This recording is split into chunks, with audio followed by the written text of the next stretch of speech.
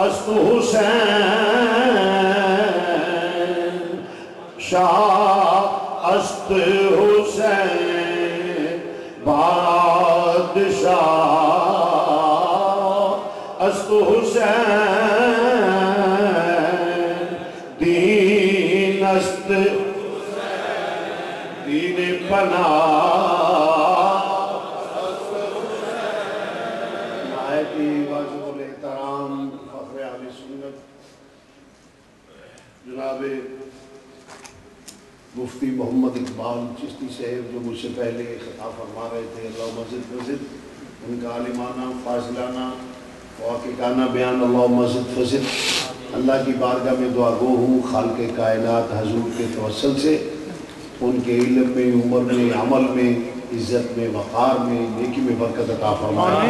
تمام اہل سنت کو اللہ تعالیٰ بڑھ چڑھ کے حضور کی آل اصحاب ازواج اولاد اولیاء امت کی ذکر و فکر کی توفیق عطا فرمائے۔ آمین۔ ماشاءاللہ ہمارا اسٹیج اہل سنت کا بھرا پڑا ہے، علماء کرام ہمارے قاری صاحب قبلہ اور ڈاکٹر صاحب جانی پہچانی شخصیت ہیں، اور پھر میں سمجھتا ہوں کہ بیان خیر میں ایک قائد ہمارے جناب حافظ محمد صاحب حسین صاحب اللہ مزید فزد، اور پھر ماشاءاللہ ہمارے مولانا حضرت قبلہ قائد صاحب سیف النبی صاحب حضرت میاں صاحب اور سید السادات قبلہ شاہ صاحب بیٹھے ہیں، سید شہزاد حسین شاہ صاحب، سید شفقت حسین شاہ صاحب اور علماء کرام شاہ صاحب، ہاں علامہ ڈاکٹر صاحب جناب قبلہ صدیقی صاحب ماشاءاللہ بہت بزرگوں میں ہیں، اور حضرت قاری غلام رسول صاحب اور استاد العلماء جناب مولانا قاری محمد حسین صاحب، اور بھی بارہ علموں تک حضرت قبلہ شاہ صاحب، سید صفدر حسین صاحب، سب میرے علم و عمل میں سب مجھ سے افضل ہے۔ میں تو ادنا سا ثناءخوان مصطفیٰ ہوں، یہ علم اور فضل اور تقوی کے لحاظ سے سب مجھ سے سینئر ہے۔ میں تو ادنا سا علماء کا خادم ہوں اور فخر سمجھتا ہوں ایسے لوگوں کا خادم بننا بھی، اور یہ میں نے کبھی جملے ایسے میرے دل زبان میں اللہ کے فضل سے بالکل کوئی فرق نہیں ہوتا، اور میں جو کہا کرتا ہوں کیونکہ میرے نبی کریم صلی اللہ علیہ وسلم کا ارشاد ہے علماء کی زیارت میری زیارت ہے۔ یہ میں آپ کو حدیث رسول ہے کہ عالم دین کی علماء کی زیارت میری زیارت اور ان کی مخالفت منافقت کی علامت ہے، اس لیے میں تو کسی کا عالم دین کا پاپوش بردار بننا بھی اپنے لیے سعادت سمجھتا ہوں۔ اللہ تعالیٰ سب کی علم و فضل میں مزید برکت عطا فرمائے۔ میں تو ادنا سا ثناءخوان مصطفیٰ ہوں، اس کے علاوہ میری کوئی حیثیت نہیں، جب تک بکے نہ تھے کوئی پوچھتا نہ تھا، تو نے خرید کر مجھے انمول کر دیا، اس کے علاوہ کوئی حیثیت نہیں۔ تو مفتی صاحب کے بیان کے بعد تو ماشاءاللہ ضرورت نہیں، بارہ رسول برکت کے لیے حاضر ہوں۔ اللہ تعالیٰ مجھے حق کہنے کی توفیق عطا فرمائے، مجھے اور آپ کو عمل کرنے کی توفیق عطا فرمائے۔ عظیم الشان اجتماع اللہ مزید فزد، ہمارے یہ نوجوان ساتھی جناب کس کس کا نام لوں، یہ جو صاحب اشفاق صاحب سب ساتھی بیٹھے، ایک سے ایک ہیرا ہے بس، سچی بات ہے۔ اور آپ لوگ اتنی شدت کی سردی میں تشریف لائے، اللہ آپ کو جزائے خیر عطا فرمائے۔ ایسے محبت اور عقیدت والے لوگ آئیں تو جی چاہتا ہے ان کے راستے میں آنکھیں بچائیں، کیونکہ جو صرف اللہ اور رسول کے ذکر کے لیے آئے ہیں، حضور کی حال کی محبت لے کر آئے ہیں، اللہ آپ کو بھی سلامت رکھے۔ تو معزز سامعین حضرات، جیسے میں کہا کرتا ہوں کہ میری تقریر مختلف حصص میں تقسیم ہوگی، جیسے مفتی صاحب نے فرمایا کہ ایک آنسو بھی نکل جائے ان کی محبت میں تو گناہوں کا کفارہ ہے، سبحان اللہ، ایک آنسو بھی نکل جائے تو گناہ کا کفارہ ہے۔ وہ تو عظیم شخصیت تھی، مگر کچھ مقاصد ہیں، آخر جام شہادت نوش کیوں ہوئی۔ ایک بات اور دوسری بات جو میں عرض کروں گا، قرآن کے الفاظ جو میں نے تلاوت کیے ہیں، وَلَا تَقُولُوا لِمَن يُقْتَلُ فِي سَبِيلِ اللَّهِ أَمْوَاتٌ بَلْ أَحْيَاءٌ وَلَٰكِن لَّا تَشْعُرُونَ۔ سادے الفاظ میں عام فہم بامحاورہ ترجمہ یہ ہے کہ جو لوگ اللہ کی راہ پہ اپنی جان قربان کرتے ہیں وہ زندہ ہیں، بل احیاء ولیکن لا تشعرون، وہ اللہ نے اتنی اعلیٰ زندگی دی ہے کہ تمہارا گمان بھی وہاں نہیں پہنچ سکتا۔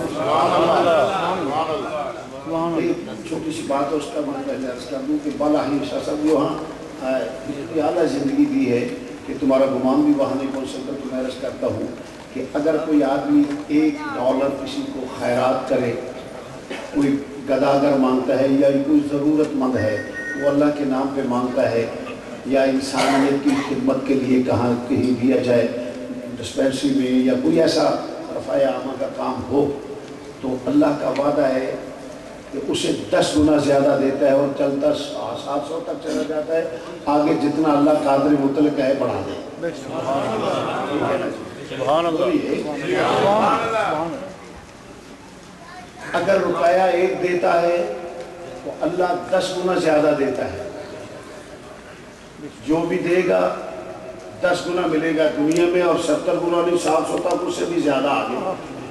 سوال یہ پیدا ہوتا ہے روپے دیں اللہ کے راستے میں، مسجد پہ خرچ کریں، دارالعلوم پہ خرچ کریں، کسی نیک کام پہ خرچ کریں، کسی بیوہ کی بیٹی کے نکاح میں خرچ کریں، یا کسی انسانیت کا فلاحی ادارہ ہو اس میں خرچ کرو، تو وہ اللہ اس کا بدلہ دے 10 دنیا میں اور 70 آخرت میں، اور بڑھائے تو 700 سے بھی آگے قادر مطلق ہے. اگر روپیہ دے تو اللہ لوٹا دے کتنا زیادہ، صلہ دے.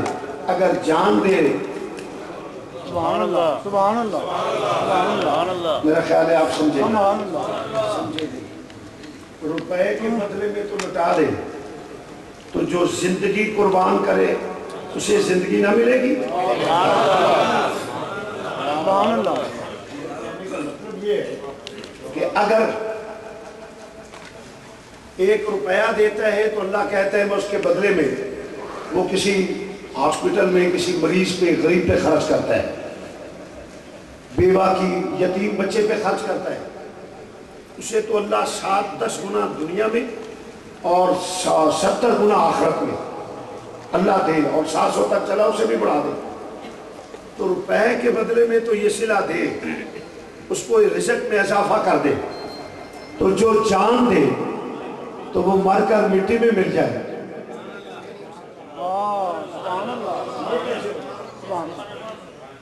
بھائی اس کے بدلے کے بہتر زندگی کیسی، بل احیاء ولکن لا تشعرون، اتنی اعلیٰ زندگی کہ تیرا گمان بھی وہاں نہیں جا سکتا.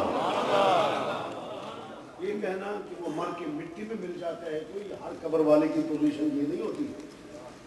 کچھ لوگ قبروں میں رہ کر بھی زندہ ہوتے ہیں، ہر قبر والا مردہ نہیں ہوتا. اور یہ اعظام انبیاء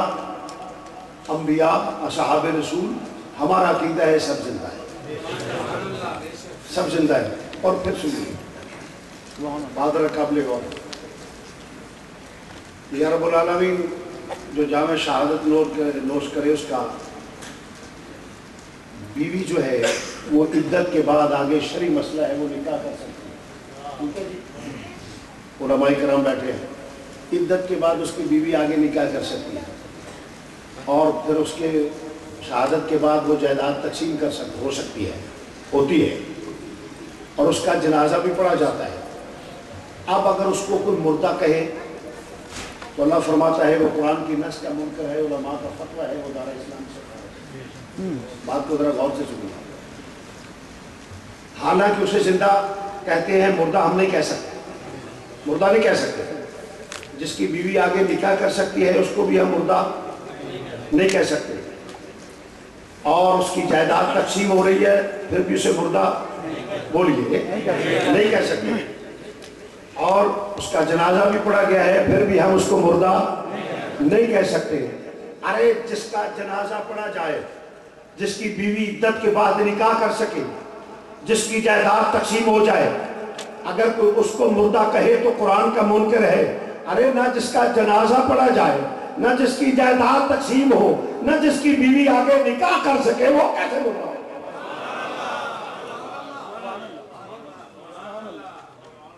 نبی کی بیوی نہ تو آگے نکاح کر سکتی ہے، نہ نبی کا جنازہ ہے، نہ اس کی جائیداد تقسیم ہے. تو عزیزان گرامی، سوال یہ پیدا ہوتا ہے کہ یہ ہے شہید. انبیاء کی شان تو میرا اور میرا ہے نا، شہید کسے کہتے ہیں؟ میں ایک یہ بیان کروں گا کہ شہید کس کو کہتے ہیں.